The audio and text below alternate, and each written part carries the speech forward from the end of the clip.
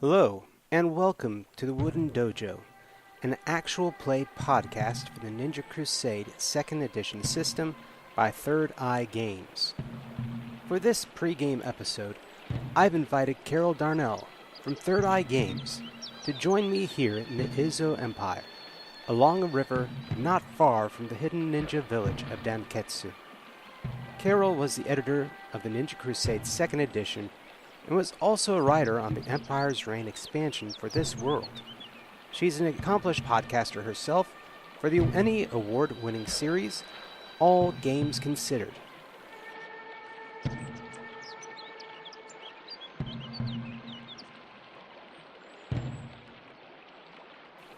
Carol, thank you so much for joining us today. Thank you for having me today.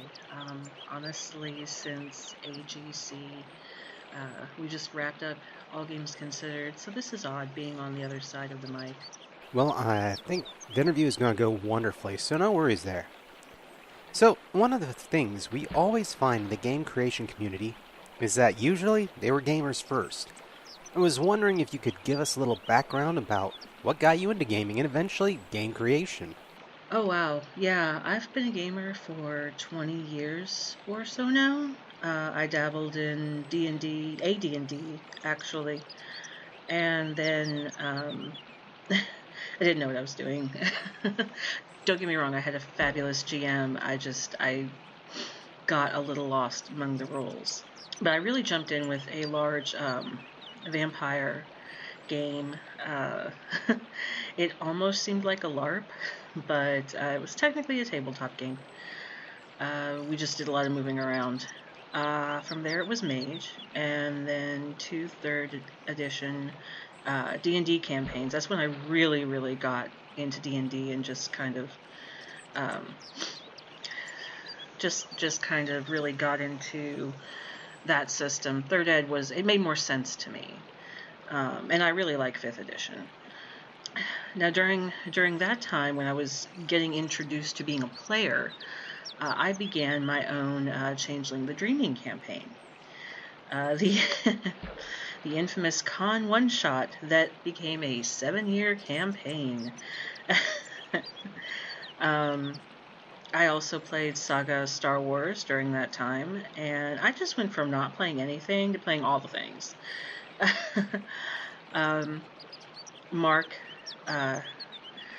Mark was an old friend, and I got invited onto All Games Considered and met several game creators that way, and just really got to soak in, their experience and what they would say in interviews, not just about the specific products we were talking about, but their experience networking and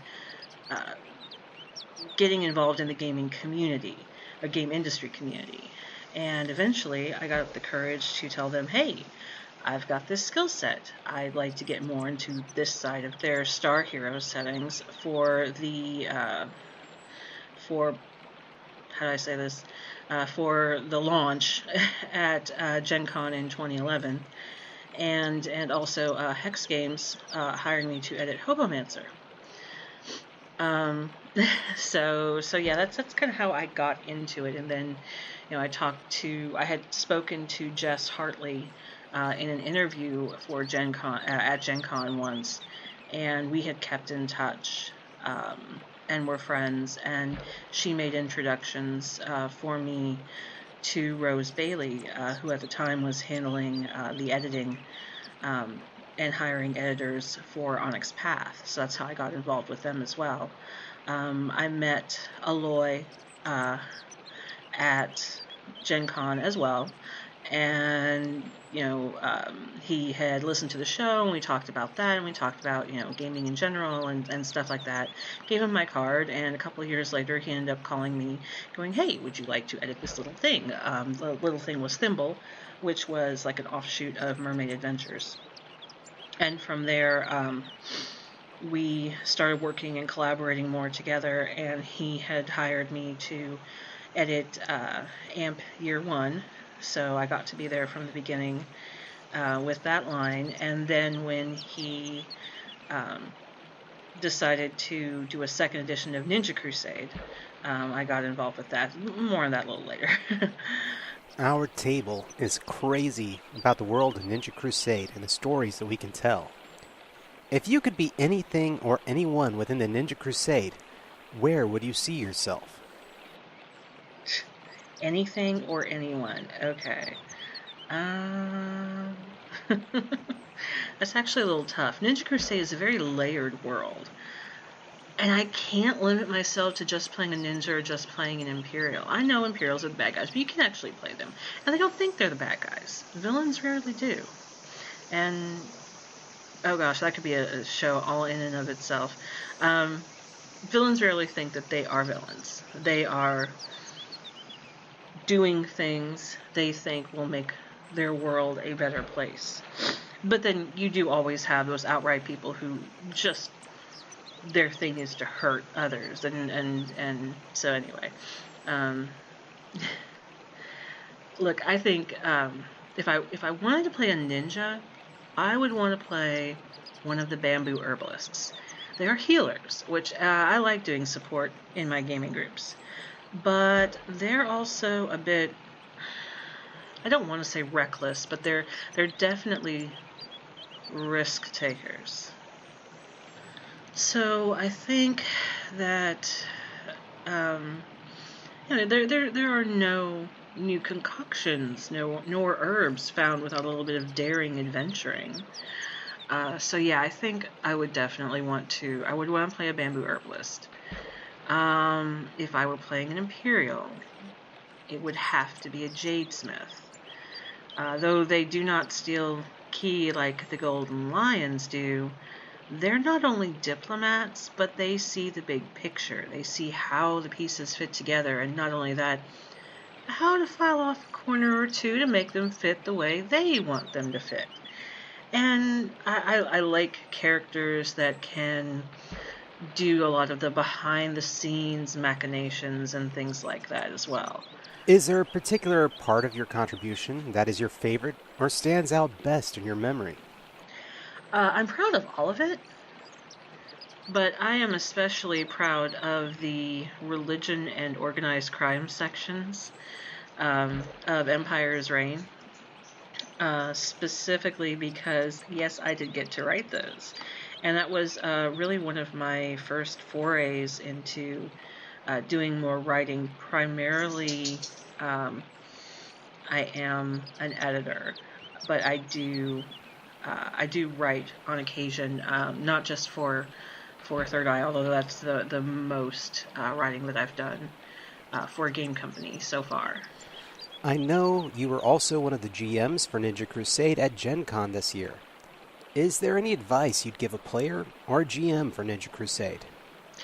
Yeah, I'm usually a GM at GenCon for Third Eye, and I kind of glommed on to Ninja Crusade as my favorite to run. Okay, this is a little difficult because I've given different advice. I have different advice depending on if it's a campaign or a convention game. So I guess for both, for the players, no matter what setting of the game, remember that although stereotypes can be useful starting off points, you know, the wise ninja, the mysterious ninja, and this is for any game, but for Ninja Crusade specifically, remember that ninja is more than that fighting prowess. In this game, there are so many different clans that fit a multitude of personalities. There are boisterous performers, there are taciturn spies, there are older ninja. I ran a game where a player chose an older ninja, and he made the best and most entertaining distractions as part of a festival, while his companions were effecting not only a jailbreak, but a stealthy jailbreak because there was also a prisoner swap involved. It's actually one of I really like running that particular adventure. As he had managed to grow into an old ninja. He had traded his quick reflexes for quick wit, and this player just jumped in, and it was just amazing. For GMs, I would still advise, I guess even for both settings, convention or a campaign or a one-shot. Let's classify them like that. I would still advise that remember even the players out there suggestions, and they can have a lot, can lead to an interaction that, even if it's not planned for, can still be fun for everyone, including the GM. Remember that the GM is also a participant who is there for fun. Don't railroad. I understand that, particularly with one-shot games, particularly with convention games, you're trying to hit certain points in the adventure so that it is a cohesive whole. It's a cohesive story. But don't railroad. There are many paths to the encounters that you have planned. And honestly, since I started GMing, I have been lucky enough to have players far more clever than I, and they come up with some of the best pieces of plot that I just kick myself, and it's like, oh yeah, of course that's the way it happened. But it's always, the key is always to have fun. Especially at conventions, there are a lot of people there to try out the game. Do not, and this is a little bonus piece of information for GMs, do not obsess over the rules. Yes, of course, you want to showcase the rules, and you want to showcase the mechanics, but you're also there to have them have fun in this world that they are interested in. So that's some of my advice. There is a beautiful shift in the landscape of RPG podcasting, where games are becoming more diverse and more voices are beginning to be represented at almost exponential rate. I'd like to believe that this is in part to both the industry and the fan community at large. I feel we can look to launches such as The Lost Citadel by Green Ronin and the creation of New Agenda Publishing. What has it been like in recent years for you as a woman in the industry? It has definitely changed since I started gaming, and even from when I started in the industry about 7 years ago. I find myself still second and third guessing opinions, not having them, but expressing them. I'm a little bit better about that. I think because I don't feel so alone. Look, I'm near my mid-40s, and the way I was raised and certain things, I've never enjoyed real-life personal conflict. I think conflict is an excellent story tool. I prefer to explore it in my games. A little secret, I'm actually scared of public speaking. So for the last 20 years, I've done panels and run convention games, because one of these days I hope to not be scared. And each time I get more positive responses, it gives me a little more courage. I've seen a shift in the behavior, the type of behavior that is tolerated at the table and in LARPs, but there's still a long way to go. It's less about what's happened to me personally than what I see other women in this industry going through, other women who have more courage to express their opinions. There can be some hellacious backlash. I think there's less backlash than there used to be about treating all who come to the table with some respect. Use of offensive language or slang that could drive away someone is seen not as, edgy or cool, and more as a lack of creativity. But I think, although there are fewer people who get angry because we want to include diverse voices, the intensity of that backlash has ratcheted up. And with the internet, it's very easy.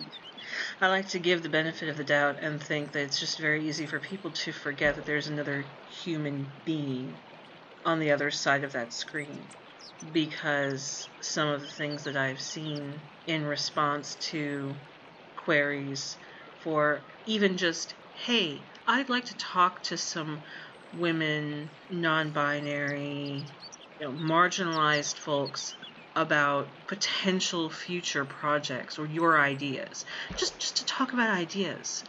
And there's this vocal but small chorus of white dudes. Well, does that mean that I can't participate? And I seriously wonder how many of them would have even bothered to answer a call like that if the caveat of, hey, I'd like to talk to, XY people over here hadn't been included. I got into it. I actually did get into it in a conversation. There was a publisher who did just that. It's like, I want to talk to marginalized folks, and not about a specific book, not about a specific project. This was, I just want to talk. That's illegal. Not paying attention to the whole just want to talk thing. And the person's gender or color or whatever, that meant they were gonna get picked for something. So I came back and I asked, why do you assume they don't have the talent? Because that's what you're doing.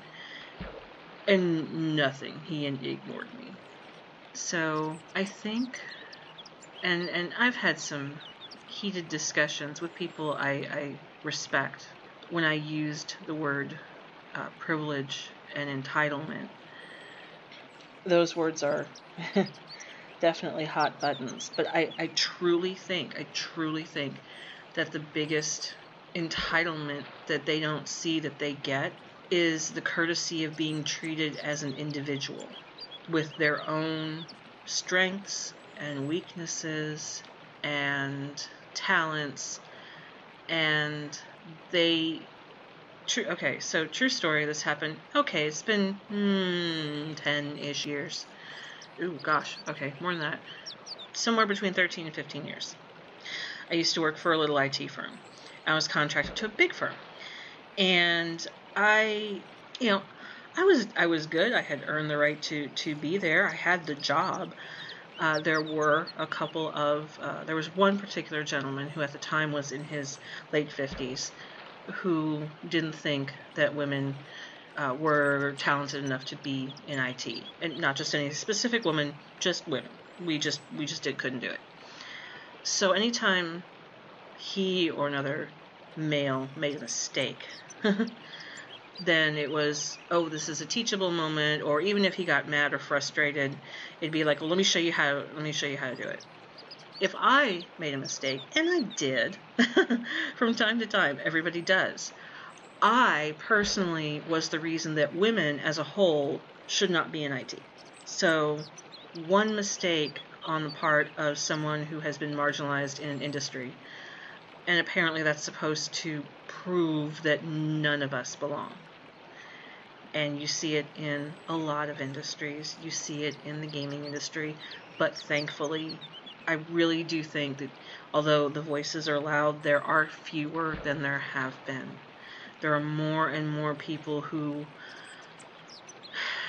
are like, when I was younger, or when I thought this behavior was acceptable, or I did it myself. And I know a lot of women, myself included, when we were early into gaming, there were things that were said that sometimes made us uncomfortable, but we didn't want to ruin the fun, so we removed ourselves from the situation, or we did something to prevent it from happening to us again, but that prevention didn't involve the person doing the bad action facing any consequences for their actions, or being told they shouldn't do that again, which is wrong. I know I'm going on, and I know I'm getting heated. But, okay. So, anyway, it's better. And again, a lot of things don't happen. A lot of these things that I'm upset about haven't happened to me personally, but have happened to people that I respect and care about. Stepping over back to the GM side, I know people who will not run convention games because they don't know who they'll get at the table. And that's a shame, because these people are extremely creative and extremely good GMs because I've played under them before.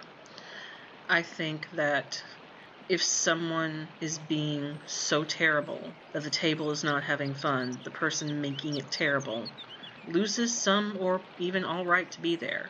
Now, I don't mean a minor flub or an honest mistake, and it sucks to be embarrassed, to put your foot in your mouth. Trust me, I know.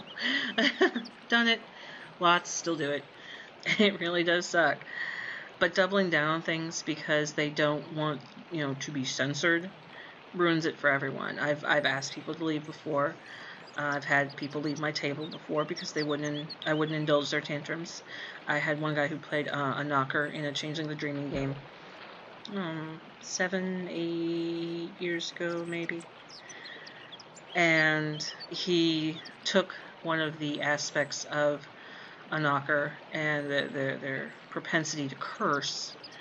And there was a younger player, I would say teenager, but, I didn't like what he was saying. And I know they didn't either. And I told him, look, tone it down. Let's turn it into something like, make up words, because that would be, one, more creative, and two, less threatening, because his grumpiness was honestly seen as,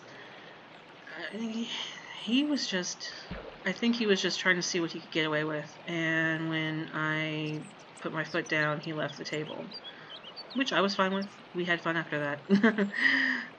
In general, though, again, some of these incidents took place years ago, and I don't think that there's less chance of them happening today in the first place. So I try to represent myself and any company I work for well and fairly, and that's all I can do. That, and keep supporting, the people I respect and admire and work with, and maybe speak up a little more too. I don't see myself stopping my work in this industry anytime soon. And with that comes a bit of a responsibility, I think, to not let jerks get away with jerky behavior. That's a mild way to put it, I know. Anyway. And of course, shameless plug time. If our listeners wanted to track down a copy of Ninja Crusade or any of your other products, where could they go? Ooh, shameless plug time. I like that.